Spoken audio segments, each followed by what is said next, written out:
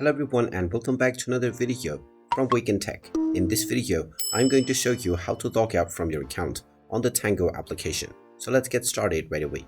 Now, if you have not logged out from your Tango application, then if you open up the app, you will directly be logged into your account, from which you will be able to find the menu icon which you can tap on to find the logout option. However, even if you log out, your login information might still be saved. So in order to prevent this, long press on the Tango application and then tap on the info button. Now within the application info page, tap on force stop at the bottom right corner first to stop the application.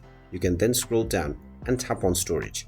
And now tap on the clear data button at the bottom left corner and then tap on delete, which will delete all of your user data for the Tango application. Now when you open up the Tango app once again, you will be asked to log back into your account, which means all of your login information has been removed. And there you have it. That is how easy it is to log out from your account on the Tango app. If you find this video helpful, make sure you hit that like button and subscribe to our channel if you haven't done so already. Also ring that notification bell to never miss another update from us. Thank you for watching and I will see you again in the next video.